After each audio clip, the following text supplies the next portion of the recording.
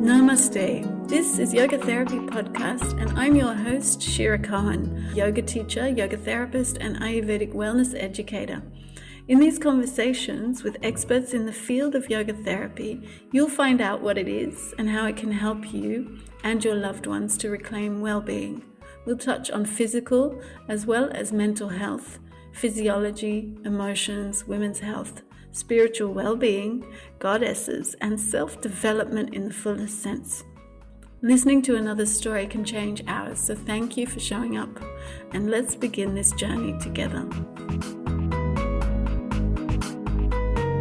Okay, so hello everyone, we're back, and today we have Jil Manos on. She's a case manager, therapeutic mentor, a yoga therapist, and art therapist. So thank you for being here. I'm so happy to meet you. It's lovely having you on. Thank you so much for having me here. I'm so grateful to get this chance to chat with you and connect some more. Yes, we need to build a strong network, I think, as professionals who love our work. So tell us your story. How did you arrive to yoga? How has it changed your life? How did it become yoga therapy? All of that.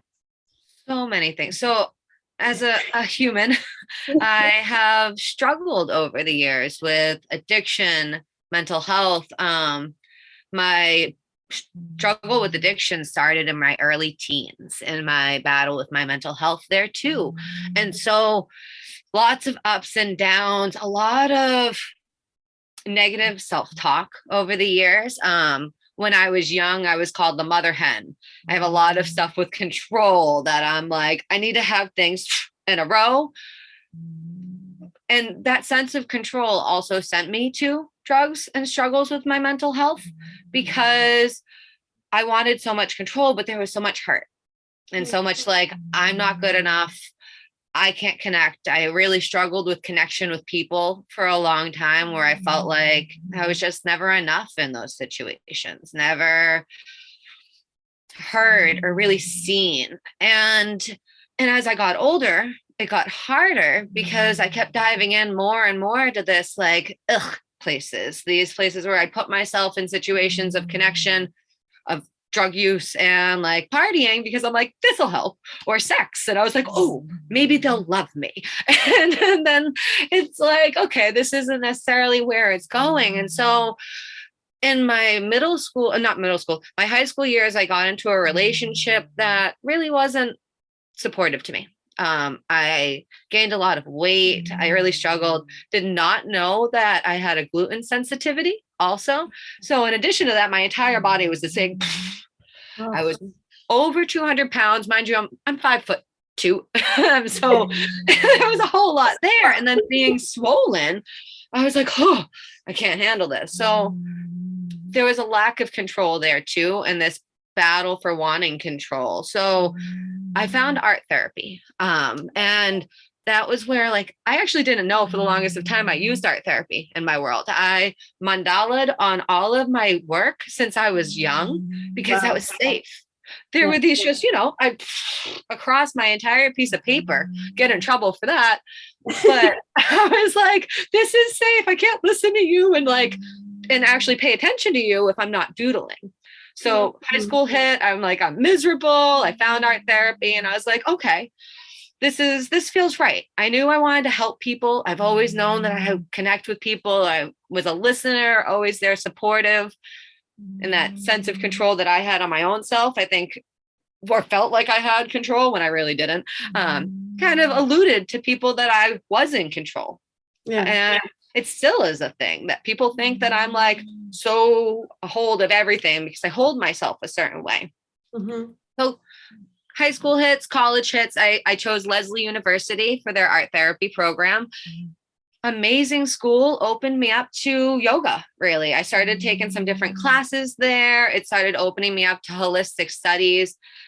I was realizing where in my life I was just not happy and not feeling well and not present to a lot of things. And I'm still struggling with drug use at this point, still battling with like all of my feels and this not good enough. And then this toxic relationship with this person just made me feel so ugh, and not good enough. And they perpetuated that feeling that I wasn't good.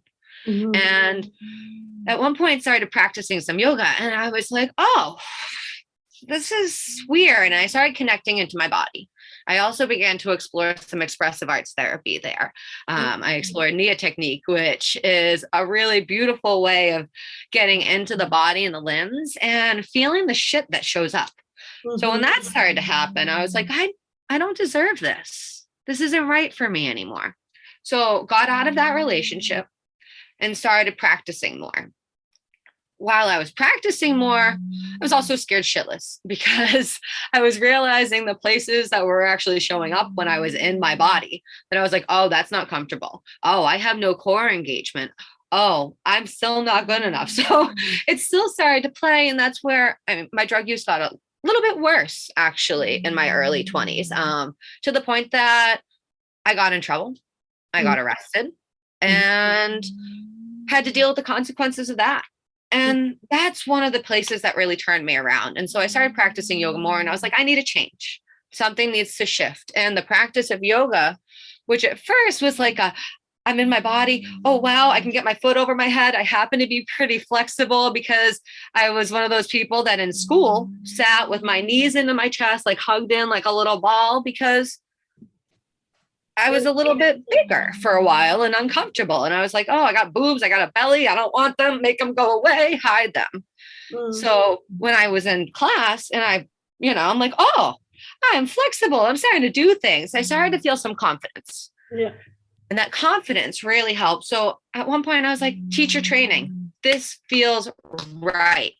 Like there was a few of my teachers that it was like, this is the right time. So it came in and I'm starting to connect more to myself and I'm starting to feel a little better, but I still have a lot of that lingering, not good enough. And I'm pretty high functioning, to be honest. I struggle with a lot of ups and downs, but always going to work. At this point, I had been working between daycare. I'd been taken out of their homes for a variety of reasons. And so, doing all of that, still doing my drugs on the side and running around and like holding myself in a place that if someone actually looked at me, they didn't know how much I was struggling, how much I was hurting. And that's something I've held for a long time. People often don't actually know what's happening beneath the surface because I appear together. Yeah. So high functioning and so well. And then, so I did my training, I was doing some different things. And then 2018 hits, my 27th birthday, sitting with my dad. And my dad was a really big support. He was very helpful. He always pushed me to do a lot of great things. We had a tumultuous relationship for a while in my teens, but it got much better. And we're at my birthday dinner and he looks at me and he's like, you need to value yourself more. You need to put more value on who you are and what you do and do something that really feels good for you. Because at the time I was working on the daycare, wasn't super happy, wasn't exploring my art as much as I could be, wasn't doing things. He's like, do it. Put more value on your art, put more value on you. And I was like, ugh, I don't want to do this right now. Like, I have a horrible relationship with money. I don't feel good enough. That comes in with my money stuff. Ugh. And I was like pushing it away. Then the next day I saw him, I helped him move a piece of granite countertop and he expressed that he had some pain. 3 hours later, he had passed away of a heart attack. Oh, and wow. So really fucking fast. So, in the moment of it all, I'm like, shit, like, what do I do here? What do I do? Like, where do I go from here? My biggest support, the person that has helped me to feel good about myself over these years, he's gone. What do I do? And so the word yoga therapy was like flashing lights all around me and I couldn't push it away. And so I got online and I was like, all right, what do I do? I need to Google it. And I had talked about yoga therapy a couple times and I was like, that's something that sounds interesting. But I was like, no, I'm not good enough for that. Or like, there's other people doing it. I won't be able to bring. And in that moment after his pass, I was like, no, this is what it is. This is what's calling. And so I Googled, I came across a couple of different groupings of yoga therapy offerings and came across Phoenix Rising yoga therapy. Something about it, my heart kept pulling me back. I was like, I put it down, I walked away, and I spent a good 2 weeks of like, do I do it? Do I not do it? Like, this is a lot of money. This is a lot of time. This is 1,000 hours that I'm considering jumping into. And my body was like, no, this is what you need to do. This is here. This is calling. And so I signed up for the first class that I could sign up for, and jumped in, did an online training. And then shortly, less than a year later, went out to like one of their first in-person classes, because they did have some virtual at the time too. Went away from my home, my car broke down. And it was the first time that I had my car break down since my father had passed. And he was a mechanic and like all type of trades. So if I ever broke down, it was, hey, Dad, what do I do? And he was there. Well, this time he wasn't. And I'm there in this weekend of like getting into my body and like sitting there with the shit. And then the next day, I'm there with the founder of the program, Michael Lee, as he's guiding this legs up posture. So I'm laying on the ground and he's taking my right leg and bringing it slowly up and holding it. And we probably got a foot off the ground, if that. And there are just piles of tears and they're just flooding. And it's just like, I haven't let anybody hold me, support me, do anything for so long. And I'm just in there like, what the hell is happening? And I'm crying and I'm feeling.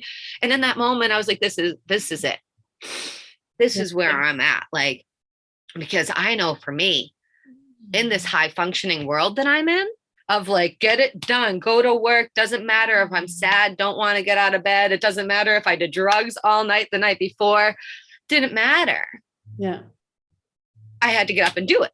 So here I was given space to just be with the shit that was right there. And it was pretty shitty. And I was just like, oh, wow. Like notice. And someone's holding your space, holding you with everything. And it doesn't matter what arises. And they were just letting me be there. And I was vulnerable. I had a room of people staring at me. And I was like, oh. And at this point I had been, I've been in my recovery pretty well since my father passed. That was a big deciding factor of what shifted me out of using. And it's been really hard. And I'll say it's really hard all the time. But right after that session, I called and found a yoga therapist in my area. I found this amazing man, Ken, whom is 7 minutes from my house. And we started meeting biweekly. And when I first started with him, that I don't know, I'm not good enough, tears, just tears, like anything that we did, I was feeling things. And I explored a lot more shapes in the beginning of us working together. And then last year, along my progress of my journey of training, I remember sitting in session with him at one point and being like, wow, I like me. He's like, okay, sit with that for a second. And I was like, I'm really proud of me. Oh, wow. And I'm like, and my dad would be proud of me. Yeah. And I just sat there in those moments and I was like, holy shit, I don't know if I'd ever have been able to get here. One, without this other person. And two, just in general, without yoga therapy, because I've been in therapy on and off for years. You know, I mean, I was in trouble when I was a teenager, had therapy and did the talk stuff. I even am someone that technically offers talk therapy with my case manager therapeutic clients. And for me, that wasn't effective. What I needed there. No, it wasn't giving me a chance to just actually be with these ucky feelings enough to listen to them to get to the other side. And I find with people, this high functioning, it's so easy to put on a mask and move forward. I mean, and I'm great. I know how to choose how vulnerable I get. And that's something I've been good at. I'm good at putting the mask. I am. Because you're in control then. And that control gives you some sense of safety and certainty. And you can just bounce off any other issues and be hard. Yep. You don't feel, And then people look at me and they have no idea of the years of mental health struggles of cutting, of restricting food on and off, of using multiple drugs, being very promiscuous. to search for something. And then I started to find it inside on my mat. Yeah. And I was like, holy shit. I remember one of my clients looked at me recently, and I find that I do tend to work with a lot of people that are in recovery or working through recovery. And I very much believe that recovery is a place that's continuous. So when we're here, we're in it. It's not like I'm recovered, I'm done, because I struggle daily with the wants, not daily with the wants to use drugs, but it comes up and down. There's still moments that I'm like, I just want a Percocet. Everybody leave me alone. But instead going onto my mat and speaking with this client recently, they're like, I get that high when I'm in my mat on my stuff and like listening to this self that I would get when I did drugs. And I was like, yes, me too. And it's because, I mean, I'm still searching for highs. And I know we all are, everyone is. Like life is about enjoying pleasure as much as everything else. I think that is a big problem we have in our modern culture, is we've suppressed our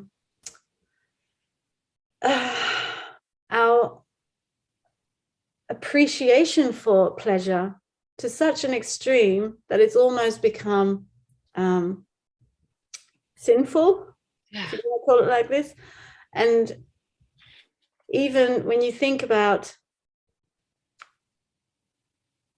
how people behave these last few years, like the way we do express pleasure, it's only about beauty and being happy, but it's not about that deep, passionate pleasure, which we all seek.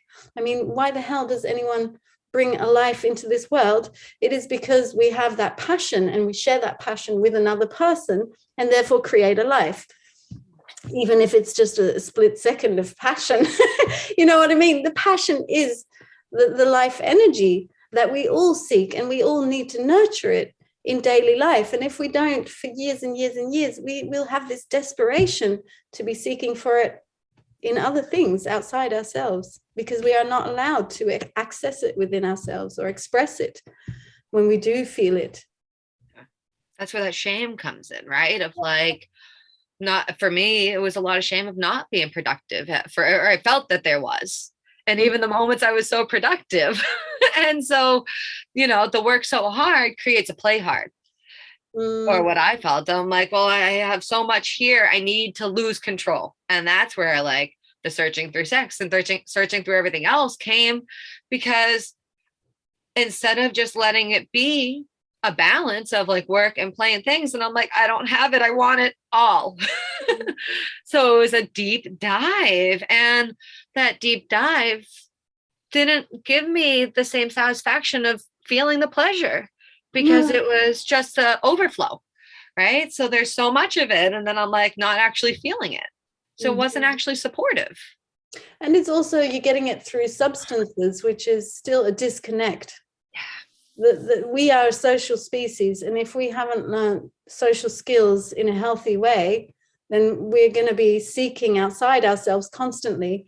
And the easiest way is substances, devices, or anything, doing thrill seeking, anything that is still a solo enterprise or adventure. If we're doing it with people, we're confronted with ourselves, with our feelings, because when you are with someone else, feelings and emotions arise. That's how we bond. Yes. That's how we enjoy and make and live. Yeah. So yeah, I understand that it's never going to be enough from a substance. Yeah. And so, I mean, but with that, being in these places, being able to practice. And I mean, from when I first started with Ken, and I'll tell you, I never expected to be able to connect in such a way to a straight white man, an older man. Like he's amazing. And it's like exactly what I ended up needing.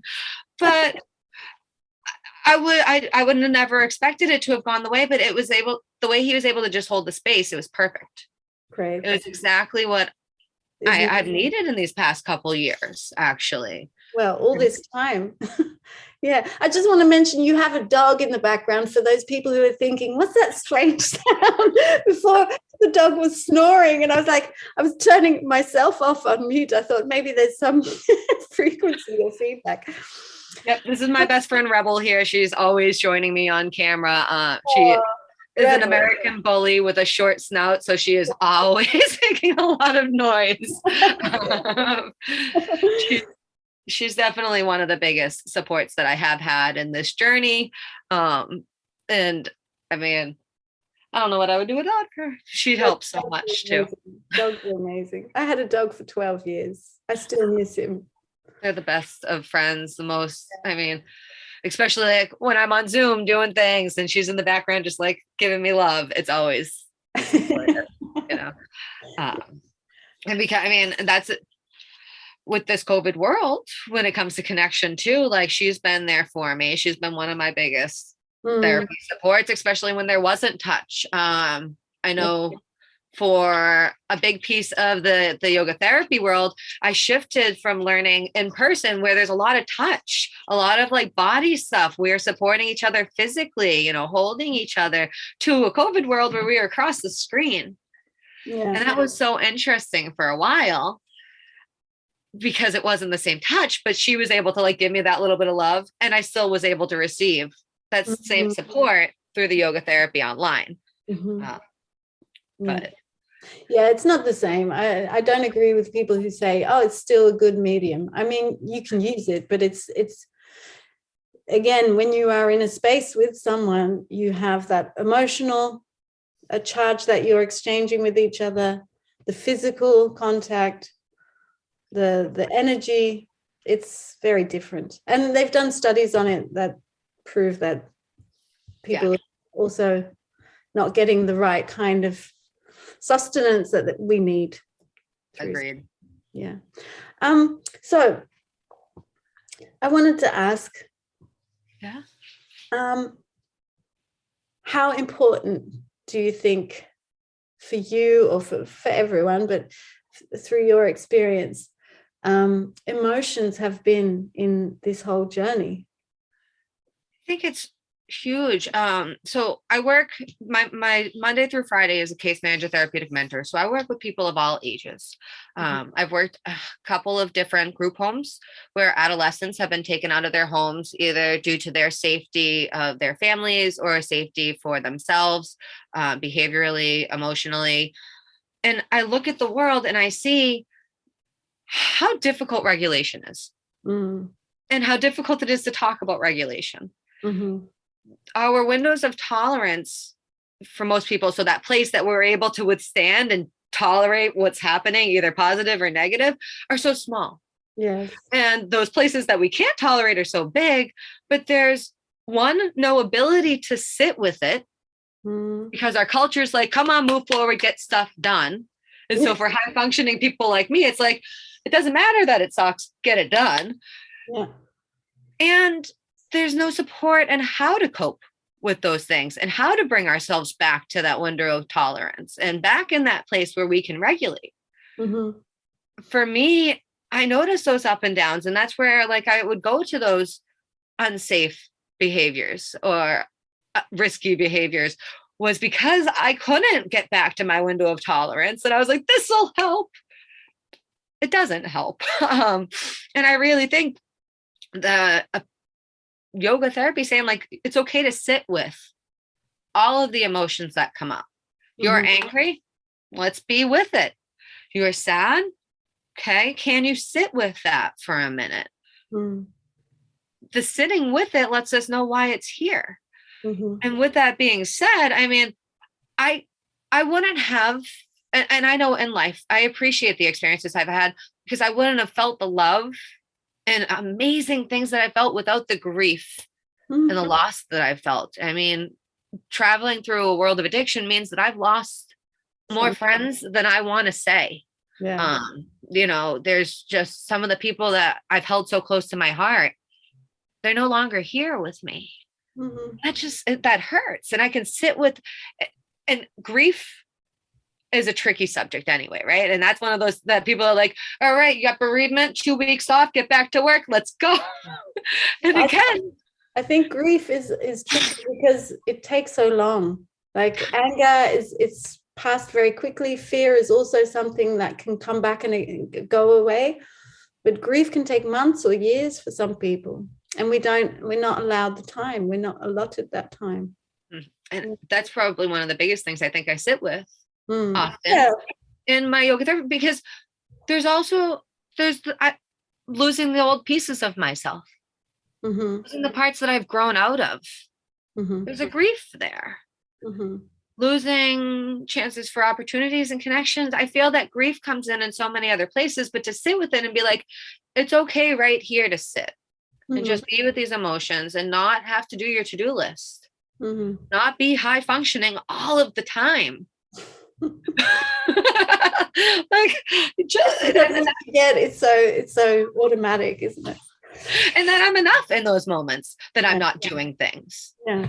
Because I am doing something. I'm sitting with what's right here. Yes. And more than enough. And that is part of life. You know, do you know Marianne Williamson? I don't think so. Well, she's a spiritual teacher, does the course in miracles. And she once said in one interview, I can't remember which one, but she was talking about this research they did in the wild. They were wondering about depression. It was about depression. And there was a group of wild chimpanzees. And even in wild chimps, there are chimps who are depressed and anxious. And so they wondered, what would they do? What would happen to a society if you take away those depressed individuals? What do you reckon happened? They took them away. What do you think happened? Should I just say? I mean, I figured that other people probably at one point struggled with depression, even without those people there. Well, what happened? They died. Within 6 months, the whole tribe was dead. Oh, even more severe than I was thinking. I'm like, I'm not going to be depressed too. But like, no, that makes sense because we need them all. And what the depressed population does, or part of the population, is they were the first ones to pick up on danger signs and signals. They were the first ones to notice if something was going wrong. They picked up on everything that was not right.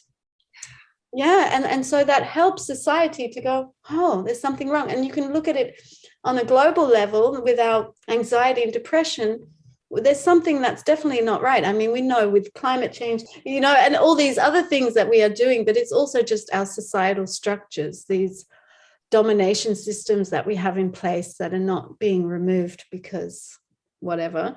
But yes, and this is what so many depressed people or addicted people or anxious people are showing, or people who now have autoimmunity where the depression has gotten so bad, or their anxiety and stress has gotten so bad that their body is now manifesting the imbalance. Well, and part of this society, a lot of I find is everybody's like, well, I'm functioning. Or like for the people that are functioning, I'm functioning, I'm doing fine. I don't need any help. Like, what is that? Well, it's okay. I'm able to do my stuff. I pay my bills. I do my job. Some of the things I've actually heard in session is, I get my bills in on time. I have a house. I'm fine. And I'm like, but you're also expressing all these other feelings that are there, and those deserve space too. Just because you're able to function and do what society says is the ability to function like an adult, doesn't mean there's not stuff there to be with, and doesn't mean there's not hurt and struggle. And so I find that trying to create that space that let people know it's okay to be high functioning and feel. And the both and is so big for me. One of the pieces of my wording that I've worked on recently is letting go of the but and letting an and be there. Because more than not, it's not but, it's this and. And for me, high functioning, and I still have a lot of hurt. And I still have a lot of things I'm working through. And I am in a much different place than I was prior to being in yoga in general, yoga therapy in general, I've grown, and I still have some of those pieces that come up sometimes. So many ands. And Yeah.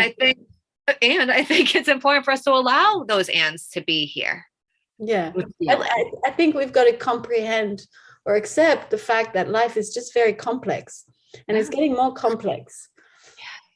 It's getting very fastly complex because we're so dependent now on our technology, and that is just rapidly increasing, and we're not keeping up with it, and that's making us very confused. It's another more stress. And yes. It is, I mean, so working with the adolescents that I work with, the children that I work with, these past 2 years of being virtual have blown up their abilities to regulate in many ways. And right now in Massachusetts, where I am, we have a lot of holds on wait lists for therapists. Everybody's trying to get in, but there's no, which is, I'm so glad. Like, I'm glad that society is pushing for us to be with our feelings more, but now there's not enough support for those people. And not enough providers, not enough resources. And so now these people are like, well, I know this isn't working, but I don't know what to do. And I don't know what to do. Families looking at their kids, this isn't working for them, and I don't know how to support them with this. And I love that the conversations are getting bigger, though, because it's letting feelings be here, letting these kids know, like, they don't have to highly achieve all of this because it doesn't fit in their body right now, and to allow those feelings. And do they resist a lot? Do they struggle a lot to accept that? Everybody. Yeah. I think it goes back and forth. There's either people that are super open to like getting support now. There's some people that are like, nope, still no, I don't have any feelings. Oh, wow. I'm like, yeah. And young ones too. Yeah. The virtual, and it's so hard because it doesn't create that, like you said, it doesn't bring that sense of connection in. It doesn't bring that same feel, that holding, that safety, bravery that comes from being in a space with another person that lets you know, like, I see you right here. I hear you, and I'm right here with you. Yeah, and it's okay to be vulnerable. And I think this is such a big issue. I mean, even after Brene Brown did her wonderful book and talks, still people resist being vulnerable. They talk about it in a positive way, but to actually do it is different. It's scary and it's hard. Yes. It's so hard. And then if there's not the right space for it, if you're on virtual and meeting someone for the first time. It's not the same. But to be in, I mean, and don't get me wrong, I've had some really great sessions on virtual. I have. And it's just not the same, but it's not the same. Any day that I could choose to be in person over virtual, 100% will be. Yeah, I think it's much easier to help a person melt because they don't just see your intention, but they feel your intention. They feel the space they're held in because they're still in their space when they're online. And even in sessions there are some sessions I'm in person that I don't lay a single hand on that person. No, you don't even need to connect, but you feel each other from just the energy. I don't know, have you heard the work from HeartMath? I don't think so. They work a lot with anxiety, and but they've done a lot of studies about the electromagnetic waves that we send out from the heart. So the heart sends out waves up to 3 to 4 meters away from the body. So, and another body is the receptor for those waves. So we're constantly already in communication through the heart. So the heart sends out, 60 times stronger waves than the brain. Wow. So it's, I didn't know that second part. That's awesome. I knew about the heart waves in the room together, but so cool. Yeah, it's really amazing. The body's amazing, and understanding how to regulate that body and work with that body. And I I think holding space is really important, but what I think is so incredible about yoga therapy is that we can not just allow it to arise and then dissolve, but we can actually work with it. We can use the tools of yoga as channeling the energy, because an emotion is energy in motion. It's trying to move through you and out, and then it can become what you do in creative art. Your art therapy is you're creating. It's an expression of what's going on inside, and you're bringing it out into the world and sharing it that way. Yeah. I was there, that energy in motion. I loved that. That stuck in my brain for a moment. Like, oh, yeah. So you're getting a little stuck there. I was like, oh, I just feel like I needed to like write it down in my head for a second. Let it sink in. Yeah, no, I'm writing a book on emotions. That's why I've been researching it for the last 3 years, since 2018, 19. That's awesome. I love that. Yeah, it's so interesting, and you realize it's very complicated, because we don't know actually which realm is it in. I was thinking first it was the soul speak, and then I was in the psyche, and then the mind, and now I'm back to physiology. So yeah, but I think it just uses all those pathways, or it connects all those pathways. Yeah. I totally agree. I don't think it's one From with one the other. It's all here. Yeah. Okay, so anyway, tell us about your meditation creations. I read that you have this thing. Yeah. The meditation creations, really, it brings it back to that safety security piece of when I was younger and I was in class and not knowing how to deal with so many things happening, like listening to a teacher, paying attention, not like going off in my own world and whatever. So it was what honed me in. And so I found through the years of using that art that it kind of just grew. And so that's when I found art therapy in school and expressive arts therapy. And then next thing you know, I was realizing, like, when I'm able to my body and move and connect in, then when my pen hit the paper, it wasn't my brain saying, put this line here. It was what was just it, like the wise self, as I like to say, just coming out. Wow. Just pen, paper there. And it felt freeing and expressive, and a chance to just be without any other expectations, without any things holding me back. And that high that we spoke to about when I was, looking for something, I get that when I'm creating and just making my artwork. And so I do a lot of mandala work. And so that mandala work is freehand. I mean, I'll do like a circle in the middle that I'll trace, and then everything else is just by hand, and I just go. Wow. And I mean, sometimes it's really symmetrical. Sometimes it's really, really not. And either way, though, it was just a place to feel and be in. And was like my heart threw my arm onto the pen, onto the paper. And that's, for me, a place that also supported this good enough. In those moments that I was creating, or I am creating, I am more than good enough. I also realized throughout my practices, when I'm not listening into what's inside, when I am too stuck in the outside world and stuck in my feels, and stuck in my feels in a way that I'm actually feeling them, but I'm standing next to them. Yes. I can't create. Ignoring them, and then overriding them, overeating them. Yes. That's where there's no creation. It's just like, I'm angry. It's right here. Yeah, it's a suppression. Yeah. But what you said before, that it just comes out and through you, it's again that expression, that feeling. You have a feeling, it comes in, feeling is moving in, and expression is moving out. So you need that. And dancing is another example of that. Dancing is you expressing to the world how you feel within. Yeah. Dance is definitely up there on, and I mean, so a lot of, like, when I teach a vinyasa class, it's very much expressive based. So my thing is, like, if your arm wants to move, let it move. Like, it's not about some anything looking one way. Yeah.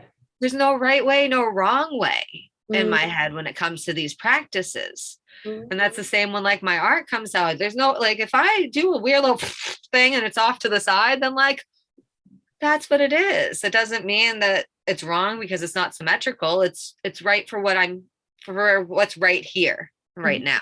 Mm-hmm. Have you got some of your artwork on your website? I didn't see that.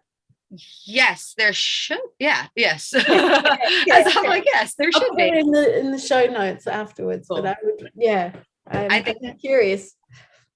Yeah, and definitely on my Instagram too, there is some artwork, and there's some of way back. I haven't shared a lot of the videos of it for a while, but there's some of the meditation creations of like me moving in front of the artwork. And I've also a couple of times done some yoga classes with the meditation creation. So and on my website, you'll see there's a group of all of us holding up our pictures, but we were led in a practice. Oftentimes too, when I teach a vinyasa regular yoga class, I do circle the mat because I believe perspective is pretty tricky, and we often play with our perspective shifts. And so how do we be here on our mat and face different directions and move through that? In addition to that, transitions are huge and can be super tricky. And so I speak a lot. And so part of that is like, how do we transition to face a different perspective or shift into a different way? And I, again, like, and that's part of the expressive parts of my classes is your transition looking really pretty today? Because it might, or is it a mess? Because that's real too. And we spent, and I think yoga therapy, actually, to pull it in, it's about being in those transitions for me. Because in reality, there's point A, there's point B, but we're not just skipping right there. And the second we get to point B, it's not set in stone what that looks like. There's a lot of shifts to get into there. There's still movement. And sometimes we might get to step B, and then the next thing you know, C is right there. And it might be a shift again, or it might not. Wait till you have a child. You get that concept really quick. Life has changed. And as soon as you get something, you're already on to the next stage. I started when I was in daycare. I was working with mostly 2-year-olds. And so I work all the way with teenagers now. And I'm like, and with the thought of like, I don't intend on having kids. I'm like, this is why, because of all of that. Just before, like a week or 2 weeks before I got pregnant, I was already 34, and I thought, okay, I'm never going to have a child. I'm way too old now. And I was also working as a volunteer in this daycare for Tibetan children in India. And I remember at the end of the day, when the people came to get their kids, I was like, but this is great. I can just enjoy someone else's kid. And at the end of the day, when I'm tired, like, take it. Yes, that's me. That's definitely me. And especially now, I'm like, I'll take them and talk about the really nitty gritty stuff, the things that aren't good. And then, we'll listen to back. I have to do the hard work. Yeah. Okay. So is there anything else you still want to share with us? Do you feel there's something you really want listeners to know about? Yeah, I think that yoga therapy is for anybody, any type of person that is dealing with anything. And I think it can support us in many ways. I don't at this point believe that I will ever want to not have someone that I can meet with semi-regularly, as it continues to help me shift and I grow. The practice that I had 3 years ago when I started, when I would meet my yoga therapist and how we would exchange space, is completely different than it is now. And the beautiful thing about yoga therapy is it is so person-centered.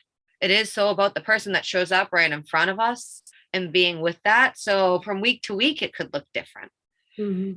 And so I find it a really supportive practice for over time. And for those of us that are high functioning, that are like, but I'm doing the things. There's always stuff that we are working on and is in the background that can be worked on. And so knowing that it's okay to create that space to be with the other stuff that we don't have control over is really scary, but well worth it. Yeah. But what would you say people leave behind when they do start to shift? false perceptions of ourselves. I think I call myself a recovering self-sabotager. Mm-hmm. and, and there's that word recovering because it's not easy. But I think it's the ability to recognize habits and grow the ability to regulate with them. And grow that ability. It's never an ending I think that's the other part. It's not an ending process. It doesn't just like you get one thing and you're good. There's other places to see new breath, new perspectives, new ways of being, and shift to support ourselves over time. Mm-hmm. Yeah. You know Kahlil Gibran, the poet? No. Okay. Well, one of his pieces, like he speaks about different aspects of life in his book, The Prophet. And it's a very beautiful, deep book and deep questions. And he talks about life and work. Life is work, he says. You should look at life as work and always work on yourself, and everything that is in front of you is an opportunity to do that process, to build up on top. Yes, I 100% agree, because it is. I mean, especially being in the mental health field where I have the two sides. The yoga therapy world, people coming to me because they want to. Case manager mentor role, it's not the same. Most of them don't want to see me. And I know it's not personal in any way, but they don't want to engage in services. No. And that's, I mean, a lot of people, there's a lot of resistance to being with the stuff and being with it, and resistance is normal, I find. And I think it also reminds us that there are so many opportunities and places to have new chances to connect and grow and learn a lot. Yeah. Okay. Do you want to leave us with a practice, Jill? Yeah, I would love to. So I'll lead in a short seated practice. So whatever you need to do to make yourself comfortable, take a moment to scooch anything out of the way to find sits bones. And then just take a moment to start to connect into your body. Notice if that means you need a little bit of movement to connect into this place. Notice if the eyes want to close or open. And just creating a place that you can be right here. Again, there's no right way, no wrong way to be in this moment. Our bodies create this sense of security, safety, bravery through both movement and through stillness. So notice what you need here to just connect into what's showing up. Notice the sensations of the inhale. A little pause at the top. And the sensation of the exhale. A little pause at the bottom. And allow yourself to follow that breath in, the pause, and the breath out, and the pause. And allowing yourself just to connect into these sensations. Maybe that breath is what's moving here. Maybe it's breath and body moving. Allowing whatever supports you in being most here. Supports you in taking in a full inhale and a full exhale.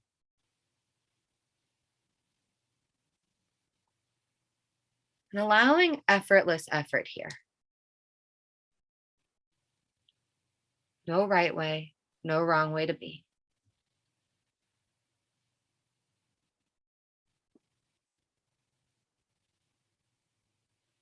Knowing that if the mind wanders, it's okay. You can come back to sensation. The sensation of the breath, and the pauses, or the body. Allowing it all to be right here.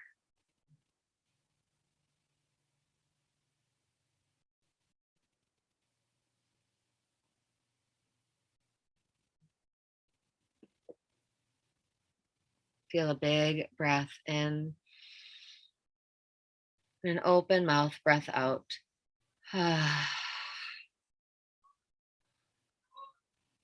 2 more, just like that. Big inhale. Open mouth, let it go. Deep breath in. Open mouth. Perfectly enough right here, right now. And I thank you so much for taking this time and breathing with me today. When you feel ready, you can slowly open into the eyes, make any movements in your body to connect back in.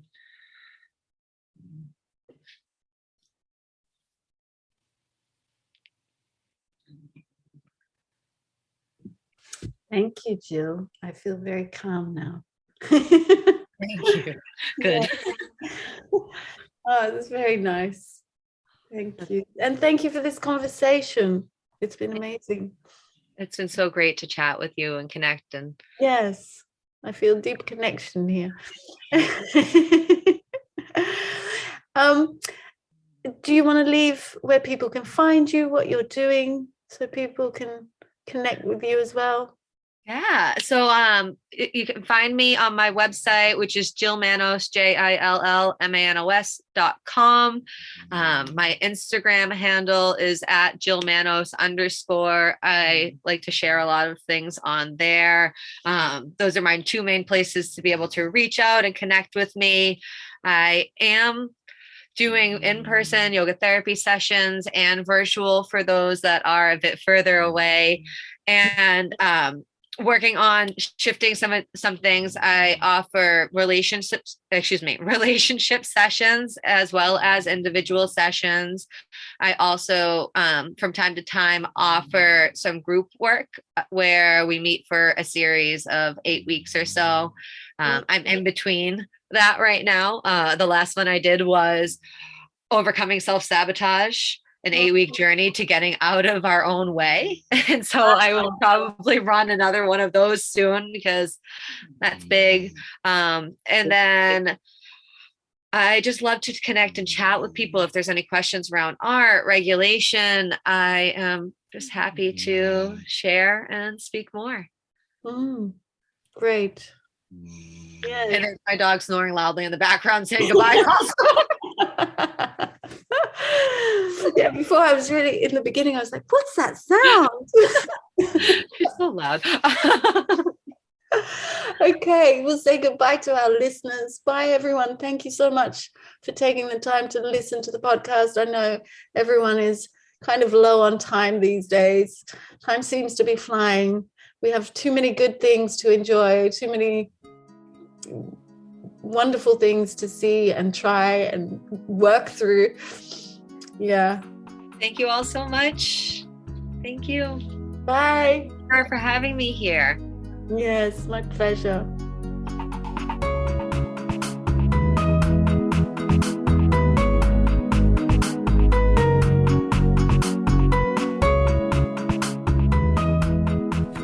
So thank you everyone for staying to the end of the podcast. I hope you enjoyed this conversation as much as I did. I really love doing these talks with these amazing people. And if you want to know more, just take a look in the show notes. There's plenty of links and ways to connect with either the guest or myself. If you want to work with us or find out more about us, just check out the information in the show notes. So I hope you have a wonderful weekend or week, and you'll be hearing from me next week. Bye.